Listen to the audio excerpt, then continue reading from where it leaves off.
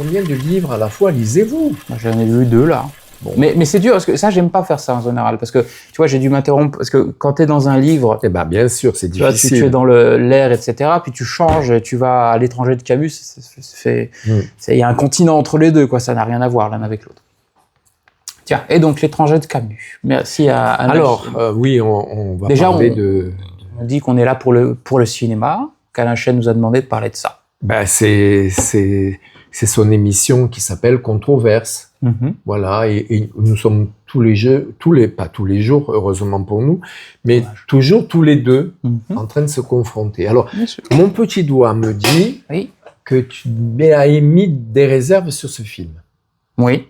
Et toi, est-ce que tu avais aimé? Alors, ben moi, oui, c'est pas le genre de film, on peut dire qu'on a aimé. Ben, c'est pas le film que je verrais en boucle, par exemple, parce que, en fait, dans la mesure où, bon, moi, étant beaucoup plus vieux que toi, donc L'étranger, je l'ai étudié au lycée, puis lu pour moi, puis je l'ai fait avec des élèves. Enfin bref, je le connais presque par cœur. Puis en plus, j'avais vu l'adaptation par Visconti avec Marcello Mastroianni. Et Anna Karina. Avec Anna Karina, qui m'avait paru... Toi, tu vois que tu es toujours ramené à JLG. J'y peux rien, moi. Il emploie toujours des chemins détournés. Hop, allez, Anna Karina. Anna Karina est importante dans le film. Elle est importante, bien sûr. Mais moi, ce film, c'est un des rares films de Visconti qui m'a laissé froid. Voilà. Moi, je me suis ennuyé du début à la fin. C'est ennuyeux. Mais, alors, je me demande d'ailleurs, et je me le suis toujours demandé, même quand j'ai commencé à le lire à l'âge de 15-16 ans, c'est-à-dire, c'était au Paléolithique, j'ai toujours trouvé ce livre un peu ennuyeux, parce qu'en fait, Camus, il rivalise un peu avec Sartre, enfin on va pas faire un cours de philo, mais il veut nous prouver une thèse, comme les livres de Jean-Paul Sartre, ou comme Les Mains sales, Jean-Paul Sartre. À cette époque-là, il n'était pas existentialiste, Camus, mais enfin bon, dans ce courant philosophique, qui était un peu hérité des Allemands d'ailleurs, il voulait, Heidegger notamment, prouver une thèse. Alors la thèse, c'est quelqu'un qui est étranger. Alors, il est étranger à quoi? Tiens, alors je te pose la question. Je vais jouer les Socrates. Il est étranger à la société. Alors, moi, je tiens à dire d'ailleurs que... C'est pas une question piège, je vais pas te mettre de notes. Mais c'est ma manière d'être. J'ai ma manière d'être, j'aime être comme ça, moi. Tu sais, ma femme est comme une maîtresse d'école pour moi à la maison. Bon, ah oui, bien sûr. Bon. Donc, moi, ce que je veux dire, ma mère serait d'accord avec toi. L'étranger, elle l'a lu, elle s'ennuie. Et quand elle a vu le film là, elle s'est ennuyée pareil. À lequel? Celui de Camus. Non, mais le film de Ozon là. Le film de Ozon. Non, moi, non, je ne me suis pas ennuyé. On va y revenir. Moi, pour moi, l'étranger, donc je l'ai lu. Moi, je me suis ennuyé au film de Visconti. Attention. Et au roman. Moi, je me suis ennuyé au roman, je me suis ennuyé au film de Visconti. Et en fait, je me suis à la fois ennuyé et énervé pour le film d'Ozon. Mais l'énervement, on y reviendra plus tard. Après, on reviendra par rapport à l'étranger. L'étranger, pour moi, enfin, excuse-moi. Et l'étranger à quoi? C'est ça que je te demandais. Alors, pour moi, l'étranger, quand je l'ai relu là, parce que je l'ai lu il y a 10 ans, j'avais moins lu, pour moi, c'est Kafka qui rencontre Céline un petit peu, tu vois, dans le style. C'est le pronom « je », c'est quelqu'un qui raconte son histoire, on ne sait pas de quel temps exactement, il y a le pronom « je », et en fait, il met en racontant une espèce de distance, je dirais, avec ce qu'il a vécu. Donc, on a du mal à saisir exactement ce qu'il ressent, ce que le narrateur ressent, tu vois. Et donc, il est quelque part étranger à lui-même. C'est quelqu'un qui se regarde vivre, j'ai envie de te dire, plus qu'il ne se vit dans le moment. Donc, il y a cette distanciation, ce qui fait que le lecteur est troublé, il sait pas très bien à qui il a affaire, tout lui dit que normalement, si c'est dans cette situation-là, normalement je devrais réagir comme ça, mais c'est pas comme ça qu'il semble réagir, si tu veux.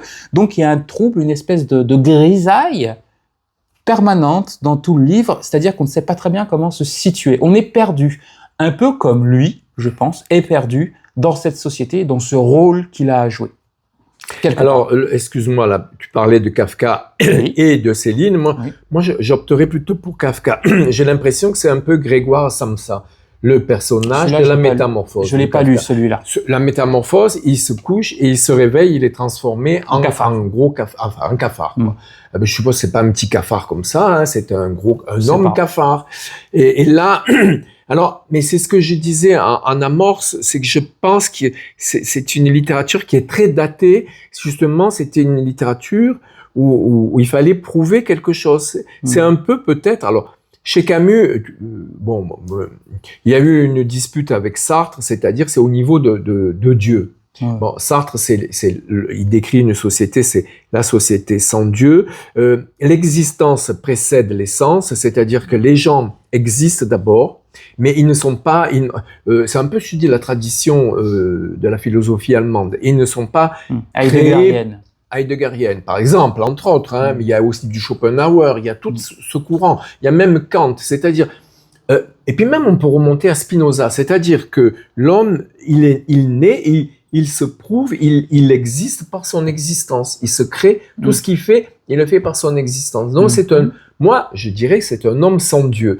Alors là, ce qu'a réussi Ozon, contrairement à Visconti, peu cher, hein, je m'en excuse parce que j'ai pas d'habitude de comparer les gens entre eux, je déteste ça, mais enfin, Ozon est arrivé quand même, d'abord, à situer son film dans une espèce d'atmosphère glauque à cause ou grâce au noir et blanc. Déjà. Et le film est superbe, ça, j'ai pas alors que au niveau de Visconti, c'était la couleur, des couleurs fadasses, bon. Et puis aussi par l'acteur. Je trouve que Benjamin Voisin, bien que jeune, est beaucoup plus fort que parce que Marcello Mastroianni, il avait déjà cet air complètement il est trop désabusé. Il est trop âgé pour le rôle, je pense, Mastroianni. Peut-être. Normalement, c'est Delon qui aurait dû le jouer. Oui, je sais, mais elle peut préciser l'âge parce que les gens disent Benjamin Voisin, il est trop beau, il est trop ceci, mais c'est pas dans le livre. Il n'est pas décrit. Ben voilà. Il n'est pas décrit. Donc après non, ça je m'en moque qu'il soit plus beau parce que c'est comment on imagine Meursault. Moi Meursault, justement, je ne l'ai jamais imaginé physiquement parce que je vois toujours que c'est un personnage de fiction pour le cas. C'est même un personnage de papier. Oui. Il n'a pas de consistance. Oui. Alors moi, je tiens à dire que par rapport à Sartre, il dit qu'on vit dans une société sans Dieu, mais résultat, il a essayé, lui, Sartre, de remplacer Dieu. C'était peut-être ça le problème, je pense. Un peu comme d'autres artistes et penseurs. Qui a essayé de remplacer Sartre, Dieu quelque part, dans son état d'esprit, je crois. Ouf. Mais par rapport à ça, je trouve que c'est très intéressant ce que tu dis, et ça, c'est le premier problème qu'il y a, pour moi, avec l'adaptation de L'étranger. Par rapport au cinéma même, le cinéma donne corps. Et justement, tout le principe du livre, c'est de ne pas donner corps à son personnage. Et c'est pour ça, et ça, c'est un des thèmes importants du livre. D'où le fait qu'on dise l'arabe ou le juge, ou c'est très important, en fait, il y a des individus désincarnés ou incarnés à minima. C'est pour ça qu'il y a un grand malaise. Et en fait, le cinéma, qui a un grand malaise qui est diffus tout le long du livre. Et c'est pour ça aussi que le jeu est très important dans le livre, quelque part. Parce que on dit je sais qui c'est, mais qui est-il? On ne sait pas. On ne sait pas qui est Meursault. Il y a quelque chose de très moderne, en fait, c'est là où il rejoint un peu Céline. Par rapport à Kafka, moi, je pensais au procès, qui avait été formidablement adapté par Orson Welles. C'est à ça que je pensais. En fait, ce que moi, je trouve. Le procès le réalisateur n'est peut-être pas d'accord, mais moi, je suis d'accord. Si, parce que c'est l'homme qui est devant des portes qui sont fermées. Il n'a pas de... L'idée de la justice, et il reprend, d'ailleurs, à un moment, il y a une histoire dans le procès, de Kafka, mais que reprend Orson Welles, l'histoire de l'homme qui va à la porte, il dit je veux passer, on ne laisse pas passer. Oui. C'est un peu comme dans La Flûte enchantée d'ailleurs. Hein, oui. C'est les portes fermées. Les portes fermées. Mais la différence, je dirais, c'est que Meursault, il ne plaide pas non coupable. Oui, mais moi, je pense le parallèle, mais ça c'est pas à cause de son avocat. Mais non, parce que dans le personnage de Kafka, là, dans le procès, c'est un homme qui est condamné comme nous tous. On est condamné par une administration, quelque chose qui nous pèse dessus, mais on ne sait pas pourquoi. On ne sait pas pourquoi. Qu'est-ce qu'on a fait? Et moi, tandis que lui, il sait ce qu'il a fait. Et la comparaison vraiment par rapport au procès, c'était aussi ce moment où il trouve une histoire, tu sais, de cet homme qui parle de Tchécoslovaquie. Il revient, on ne le reconnaît pas, donc sa mère et sa sœur l'assassinent parce qu'on ne le reconnaît pas. Tu vois, donc la question d'identité, elle sous-tend chacun des moments dans le procès, en réalité. Et donc moi, ça, c'était la comparaison par rapport au Visconti, ce que tu as dit, les couleurs. En fait, le livre parle beaucoup des couleurs, justement. Donc, quelque part, Visconti, je le trouve plus fidèle que Ozon, de ce point de vue-là, du point de vue de l'esthétisme, même si l'esthétique que met en place Ozon est intéressante parce qu'il y a quelque chose de très contrasté dans le noir et blanc qui montre bien la violence, en fait, de la situation. Et même la mère, chez Ozon, elle est beaucoup plus agressive filmée en noir et blanc qu'elle ne l'est chez Visconti, où elle paraît un peu... Mais d'ailleurs, la mère n'est pas du tout présente dans le livre. Hein. Dans le livre du... Il y a le soleil. Ça, c'est un ajout. Le soleil. Il y a le soleil. Parce que quand il l'a tué, il dit, d'ailleurs on le voit dans le film de Ozon, et même dans celui de Visconti, c'est à cause du soleil. Qu'est-ce qui vous est arrivé? C'est à cause du soleil. Le soleil l'a ébloui. Mais moi, tu vois, le problème, je pourrais passer maintenant à ce qui m'a posé... Voilà, je tiens à dire que Benjamin Voisin, il était bon. L'actrice, comment elle s'appelle Rebecca Sanda. Rebecca Sanda, je crois, elle était très bonne. Mais j'ai beaucoup... Madère. Rebecca Madère. Rebecca Madère. En revanche, mes personnages favoris, ça a été... comment il s'appelle? C'était Salamano. Et le voisin. Mon chien, Salamano. Salamano, donc, qui est incarné par Denis Lavant, acteur de Léos Carax, entre autres. Et il y a aussi le voisin qui est incarné par... Le voisin qui est le Pierre Lotin, qui est excellent, qui a joué chez Ozon et qui était aussi chez Les Tuches. Il fait le petit enfant. Il a fait beaucoup de choses. Il est très bien. Il est formidable. Et là, il est... impeccable là-dedans. Il crève l'éclat. Plus que Benjamin Voisin, selon moi. Que Benjamin Voisin, selon moi. Mais Benjamin Voisin, il a un rôle, il doit avoir l'air d'être complètement perdu. Oui, mais il prend trop l'écran. Il prend trop l'écran? Oui, il prend trop l'écran. Par rapport à son rôle. Je trouve qu'il est... Non, là, je suis pas d'accord. Mais là, mais là où... En fait, je trouve qu'il est il est à sa place. Mais ce que je veux dire... Quand même qu'il ait une existence, il ne peut pas être non plus... il doit figurer une existence par son existence. C'est pas simple. Et moi, là où j'ai un problème, en fait, avec ce film, c'est certains détails et certaines adaptations qu'il a fait, où moi, il y a une... Tu sais, quand on adapte un livre, on le trahit forcément. Seulement, pour moi, selon moi, il y a deux manières de le trahir. Tu le trahis dans les faits, c'est-à-dire que tu suis pas forcément tout ce que fait le livre, tu réadaptes et tu trahis l'esprit de l'auteur. Et autant trahir le livre... Bon, mais en quoi il a trahi le livre, alors? C'est par rapport à son besoin de resituer dans l'Algérie coloniale. C'est-à-dire que, tel que présenté dans le film, il rajoute énormément de choses sur la relation entre les Européens et les Arabes, les Algériens, qu'il n'y a absolument pas dans le livre. Il rajoute la présence de la sœur, il donne un nom à cet étranger qu'il tue. Et il y a déjà le fait qu'il rajoute la sœur à la fin qui va sur la tombe de son frère, et ça, pour moi, qui est devant la mer. Et ça, pour moi, c'est un problème. Pourquoi? Parce que c'est placer le crime ou l'histoire de Meursault à l'aune de la colonisation. Ce que n'est pas le livre. Le livre, certes, ça se passe... J'ai bien compris, oui. Mais attends, se passe pendant l'Algérie coloniale, c'est vrai. Mais pour autant, ça n'est pas le sens du livre. L'action se situe en 1938, donc c'est même avant la Deuxième Guerre mondiale. Oui, bien sûr, mais aussi, tu vois, ce n'est pas le sujet. Non. Or, je crois que Ozon en fait devenir le sujet, mais je ne sais pas si tu sais, mais il y en a, certains politiques, certains militants ont accusé Camus le fait d'avoir, c'était pas bien de ne pas donner de nom aux Arabes, de ne pas dénoncer la colonisation. Tu sais la position de Camus. Et donc moi, la sensation que j'ai eue en plaçant tous ces signes, tous ces détails-là, il a détourné le sens du livre initial qui était le questionnement de la place dans la société, mais aussi l'aspect kafkaïen de la société, pour en faire une dénonciation de la colonisation, quelque part. En gros, c'est la faute voilà. Oui, et pour moi, ça, c'est un contresens. Ça, c'est une interprétation. C'est vrai qu'il aurait pas dû, mais c'est quand même assez léger. Moi, je pense qu'il a été obligé de faire ça, dans la mesure où, malheureusement, nous sommes à une époque où j'ai l'impression que les gens ont perdu le sens commun. Donc, on est toujours obligé de revenir aux origines. Vous voyez, donc, ça se passe en Algérie. Donc, il y avait certainement du racisme latent parce que c'était une époque où l'Algérie était colonisée. Entre parenthèses, c'est pas du tout filmé en Algérie, c'est filmé au Maroc, c'est filmé à Tanger. Hein. Bon, ça, c'est pour la petite parenthèse. Voilà, mais ça, c'est une chose. C'est vrai que le fait d'avoir trop insisté là-dessus, insister aussi sur la sœur de la victime, de la montrer à la fin quand elle est devant sa tombe. Il y a aussi autre chose sur le plan narratif, c'est que le livre commence très fort par « Aujourd'hui, maman est morte ». Oui, c'est autant présent. Voilà, alors que là, on commence pas là-dessus. En revanche, on va apprendre que maman est morte. Mais le fait de commencer le livre par « Aujourd'hui, maman est morte », ça veut dire que c'est peut-être un coup du destin qui va changer la vie de ce personnage. Voilà, c'est ça. De Meursault. Voilà. Bien qu'il n'éprouve en apparence aucun sentiment. En apparence, mais ça, on ne le sait pas justement dans le livre. Ça, on ne le sait pas. Voilà. Et on le sait. Camus laisse au lecteur de l'espace. Tandis qu'au cinéma, c'est toujours comme ça. Il y a toujours le fait interprétatif. Il y a toujours le réalisateur qui arrive toujours avec ses gros sabots. Pas toujours, et qui, justement. souvent, qui nous dit, voilà comment il faut comprendre mon histoire. Mais justement, et là, tu vois, le film commence donc par une séquence dans l'étranger où il arrive dans la prison et il dit « j'ai tué un arabe ». Et donc, ce faisant, là, Ozon place ça comme une clé de lecture de tout son film et de toute l'histoire qu'il est en train de raconter.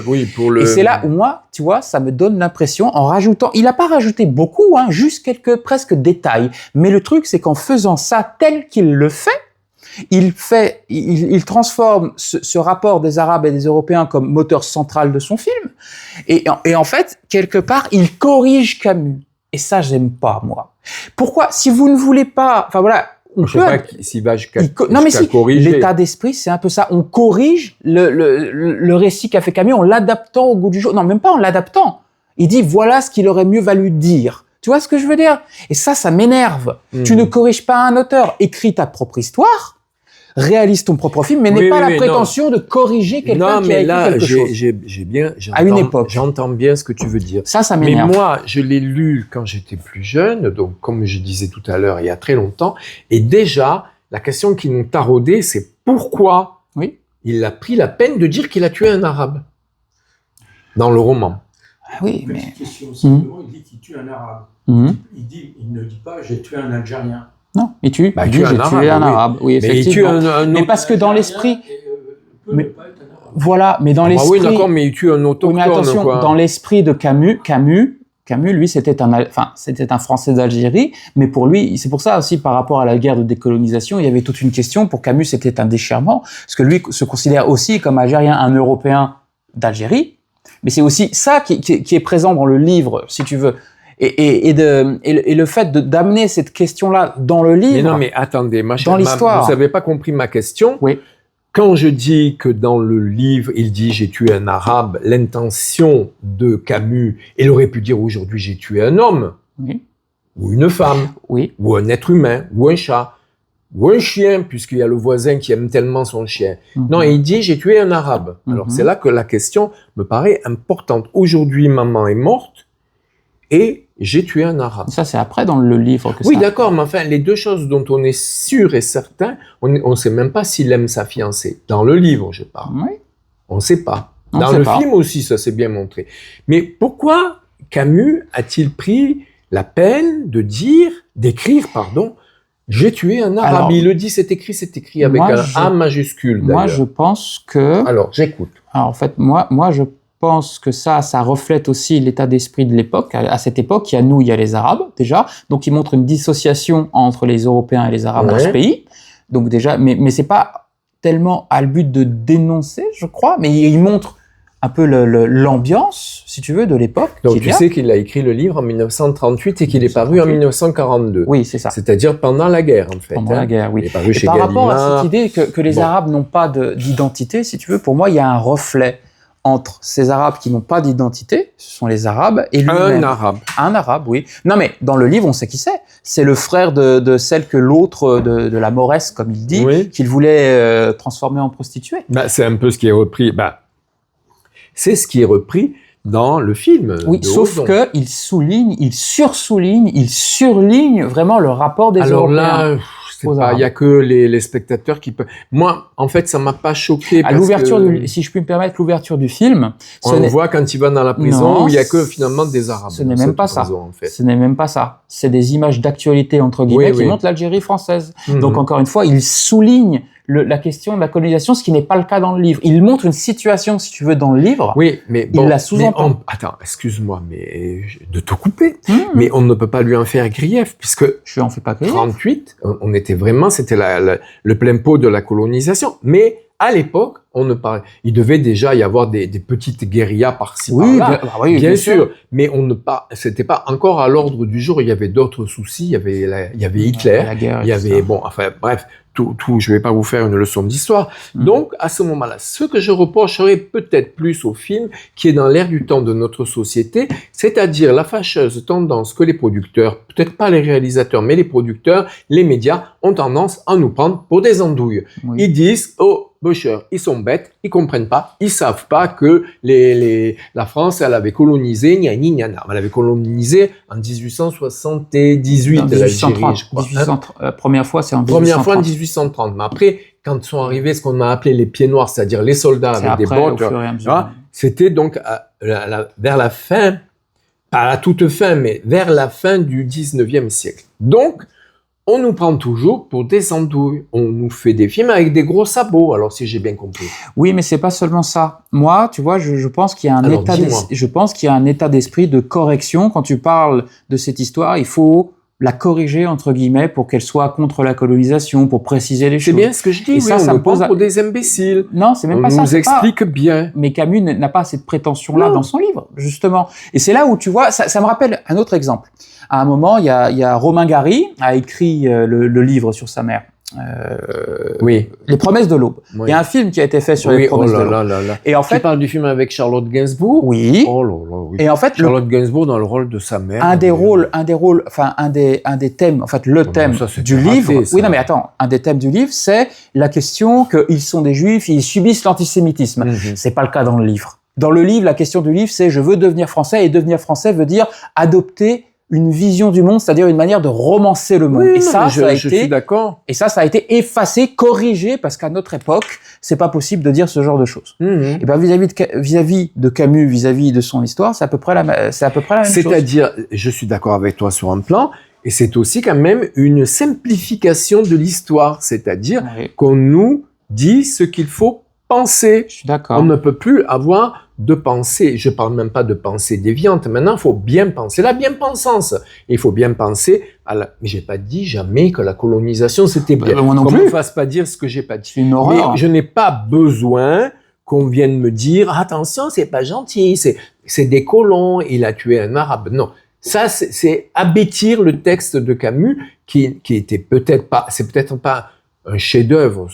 Bon, je préfère La Peste, moi, si on doit comparer les deux romans. Mais je trouve, enfin bon, j'ai honte de dire ça, mais je trouve que c'est tout comme Sartre, c'est un peu dépassé, quoi, parce que c'est des romans à thèse, et des romans à thèse, justement. Alors, par contre, ce que j'ai aimé beaucoup, là je saute du coq à l'âne, ce que j'ai aimé beaucoup dans le livre, c'est la fin, avec la présence du prêtre. Et là, il est arrivé, Ozon, à faire quelque chose qui est complètement dostoïevskien, je trouve.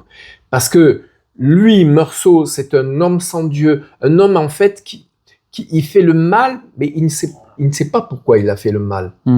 Alors, c'est l'homme sans Dieu, puisqu'il dit « je crois pas en Dieu, donc j'aurai pas de châtiment ». Et qu'est-ce qu'il lui promet le prêtre dans cette scène, puisqu'à un moment donné, il veut même le tuer dans ce noir obscur, là, cette clair obscur de la prison. Et qu'est-ce qu'il lui dit? C'est d'ailleurs c'est dans le livre, je pense. Svan Arlo qui joue le rôle du prêtre. Et c'est un peu le combat de l'ange. Oui, mais et là d'ailleurs au passage, pour avoir relu le livre, il y a un problème là-dessus pour moi dans ce que fait Ozon, pas par rapport à cette scène, mais par rapport au reste, parce que autant dans le film, tu vois, il y a quelque chose de juste. Dans le livre, on a l'impression que c'est au nom justement de la religion qu'il est condamné à mort. Parce que ce qu'a ôté Ozon, tu vois, c'est pas seulement ce qu'il a ajouté, c'est aussi ce qu'il a ôté. Il a ôté sa discussion avec le procureur qui lui présente un crucifix. Et c'est quand il lui dit je ne crois pas en Dieu que plus ou moins on sait qu'il est condamné. Je crois que c'est pour ça qu'il non. Ah, on part dans le livre pour l'avoir relu. Ah, dans le livre. Oui, d'accord, excuse-moi. Mais dans le film, ça, il l'a ôté. Et ça, alors que ça, c'est une des choses très importantes, une des clés de lecture très importante. Dans le film, je pense qu'on le condamne parce qu'on le prend un peu comme un ovni, pas un ovni, un extraterrestre, un E.T., quelqu'un qui a pas les mêmes sentiments que les autres. C'est aussi... En fait, les gens, ils perdent leur maman, ils sont tristes. Et voilà, par exemple, qu'est-ce qu'il a fait le jour des obsèques de la maman qui a étonné tout le monde? Il n'a pas pleuré. Il n'a pas pleuré, il l'a fumé. Oui, il a bu aussi un café. Mais justement, là, on retombe dans le côté kafkaïen, c'est-à-dire qu'on retombe dans le côté. Pour ça, on va condamner un homme à mort. Mais un truc qui est intéressant dans le livre, c'est quelque chose qui est intéressant dans le livre, c'est qu'il est quand même condamné à mort pour avoir tué un arabe. Certes, un arabe, mais il est condamné à mort pour avoir tué cet homme. Tu vois, donc quelque part, par rapport aux propos, et tu vois, mais c'est ça aussi. On a l'impression que dans le film, il est condamné parce qu'il a tué un arabe, justement, et non pas parce qu'il a tué un homme. sa peine est plus grave parce qu'il s'est attaqué à ce qu'on considère maintenant de nos jours comme un être exploité, dominé, Je suis pas colonisé. Alors voilà. justement, je suis pas du tout d'accord avec ça parce que dans le livre, il dit j'ai tué un arabe. Dans le film, on fait dire à des personnages un truc qu'il n'y a absolument pas dans le livre. Dans le film, hein, c'est. Mais c'est pour ça que je te parlais du film, moi. Mais j'ai mal compris. Enfin, dans le film. Je t'ai dit dans le film. Mais attends. Oui, dans le film de 11. Oui, c'est exactement ça. Des Arabes, on en tue beaucoup. Des Arabes, vous inquiétez pas. Et ben, vous voyez, tu vois, là, c'est là où on voit qu'il corrige. C'est là où il sort le. Je viens de te dire, c'est la même chose. Je t'ai dit dans le film. Je t'ai dit dans le livre. Il a dit le film ou le livre? Moi, j'avais compris le livre. Non, j'ai dit dans le film, moi. J'ai dit dans le film, mais toi tu as entendu dans le livre. J'ai entendu dans le livre. À moins que moi j'ai dit dans le livre. Bon, bref, on sait que j'ai cru dire dans le film. Et c'est là où justement ça colle. Ça colle. Oui, ce problème d'adaptation, ça colle à ce que je dis, c'est qu'il corrige. Si tu veux, il faut le dire. Il faut en faire il corrige Camus, il corrige comment en disant voilà, c'est parce que c'est les Arabes qui le tuent, alors que pas du tout dans le livre. C'est pas pour ça qu'il le tue. Il aurait pu ne pas le tuer. Et c'est pas pour ça qu'il est condamné non plus. Non, alors dans le livre, il est condamné parce qu'il a tué un homme. Il est condamné parce qu'il a tué un homme et aussi parce qu'il n'y a pas beaucoup d'affaires au moment où il y a cette affaire, qu'il y a le jugement d'un parricide juste après lui. Et d'ailleurs, le procureur dit vous allez le juger comme on juge le parricide d'après. Donc c'est par rapport à l'autre que l'on va juger dans le livre qu'il est jugé et condamné à mort. On a l'impression que c'est pas par rapport à son affaire qu'il est condamné à mort, c'est vraiment par rapport à ce qu'il est et par rapport aux affaires des autres. Tu vois, c'est ça le cœur kafkaïen des choses. Tu vois, c'est ça. En fait, il y a la recherche de la vérité. Qui se soucie de la vérité? Personne. Tu vois. Et dans le film, c'est décalé. Ça, cet aspect n'existe pas. Et c'est un très gros problème. Et je dirais même plus. Il y a un auteur qui a parlé, en fait, de ce que... Il existe un livre de Kamel Daoud, qui est un très grand écrivain, qui a fait Meursault contre enquête, où lui écrit son propre livre, où il nomme justement les Arabes et où il enquête là-dessus, mais respectueusement de Camus. Tu vois, il s'inspire l'étranger, par rapport à l'étranger, par rapport à qui il décide de créer sa propre œuvre et de parler de ce sujet. Voilà. Et ce n'est pas ce que fait Ozon. Ozon, il dit, je vais modifier Camus pour le rendre acceptable aux conventions du jour. Et ça, moi, je déteste. Je déteste ça. Il a fait de façon quand même assez, légère, quoi. C'est pas trop appuyé par rapport à d'autres films. Mais c'est vrai, je souscris complètement. Mais d'un autre côté, faire le livre là dont tu parles, Kamel Daoud, sur Meursault contre enquête. Voilà. Comment veux-tu que Meursault, qui est complètement étranger à tout, étranger à la douleur, étranger à la société dans laquelle il vit, etc. Comment veux-tu qu'il se justifie? Il ne peut pas se justifier. Mais ça, justement, on ne sait pas. Il peut être justifié, mais il ne peut pas se justifier. On ne sait pas s'il est si étranger que ça. On le sait par rapport à la forme du roman. Oui. Mais quand on comprend en le lisant attentivement que c'est quand il narre les choses qu'on a l'impression justement qu'il est étranger. Alors qu'on ne vit pas vraiment les choses. Et c'est ça. En fait, c'est en ça que le livre est extrêmement moderne. C'est-à-dire que le livre, il pose la question, ne sommes-nous pas tous des étrangers? C'est ça. Et aussi, quand tu racontes quelque chose qui t'est arrivé, et il montre l'importance de se narrer. Il montre l'importance de se raconter et la façon dont on raconte les choses change drastiquement la manière de percevoir et l'humanité, quoi, si tu veux. Et ça, le film ne le raconte pas, justement. Le film d'Ozon. En tout cas, je ne trouve pas. Il y en a un qui le raconte bien, je trouve, c'est Godard, justement, avec Le Petit Soldat. Le Petit Soldat qui est une forme de réponse à Camus. Tu vois? Oui, parce qu'on est en pleine guerre d'Algérie. Et en fait, son personnage fait penser à Meursault parce qu'il a l'air détaché. Pourquoi j'en parle? Parce que dans le style de Godard, il arrive par son style à représenter mieux que ne l'ont fait Visconti ou Ozon ce détachement entre le personnage et la situation. Tu vois où je veux en venir? C'est un film plus camusien, alors qu'il dénonce quelque part Camus, ou en tout cas il s'inscrit en contre Camus, plus camusien que ne le sont les adaptations de Camus. Tu vois, je sais pas ce que t'en penses.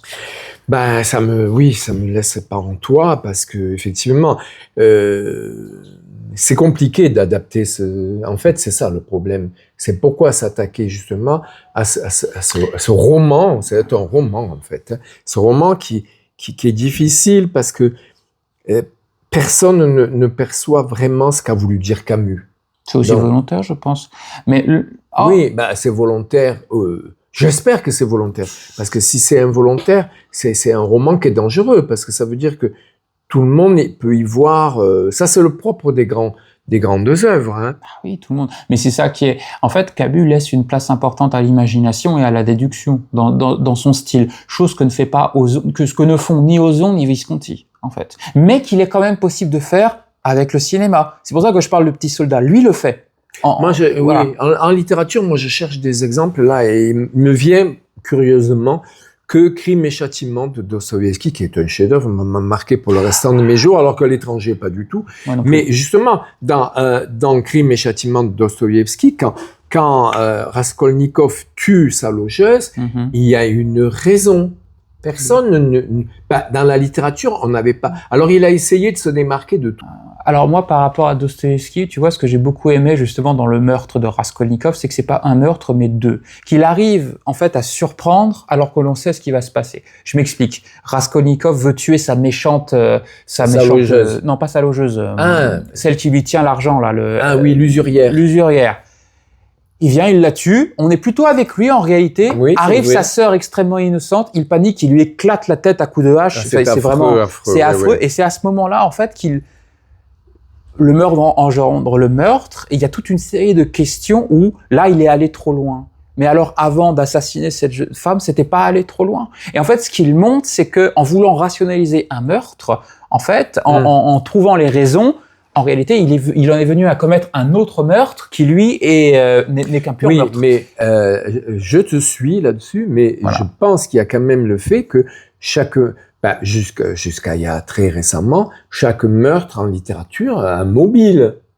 Mais là aussi, il y en a un. Ben, c'est bien ce que je te dis. Là, tu parles chez l'étranger ou tu parles de Dostoïevski? Chez l'étranger. En fait, ce qui montre, c'est que... Mais quel est le mobile? Il n'y en a pas. En fait, si justement, il devrait y en avoir un, mais à cause de l'état d'esprit du personnage, en fait, il n'y en a pas. Non. En fait, c'est là. Et là, je te rejoins, et peut-être que même on pourra arrêter là-dessus, parce qu'au passage, j'admire ta force de déduction et ton intelligence. Je pense qu'en fait, il va encore plus loin que ça, Ozon, parce que il a l'air de vouloir nous dire que en tuant cet arabe, en quittant la petite guitoune où il passe le dimanche avec les copains et sa copine et tout le monde, il les quitte en prenant le revolver et on a l'impression que il fait un double acte. Il veut venger son ami le proxénète là, et il veut en même temps puisque en même temps au passage ce sont des Arabes, il veut se rendre coupable inconsciemment du meurtre de quelqu'un qui est déjà exploité par la société. Ça, c'est ce qui est sous-entendu par le film, sans doute. Et c'est ce qu'a l'air de vouloir nous dire Ozon. Mais que ne fait pas le livre, justement. Mais non, et c'est ça je parle du film de Oui, non, mais là, j'allais rebondir pour parler à nouveau d'autre chose. C'est pour ça que je dis ça. Oui, non, je suis d'accord.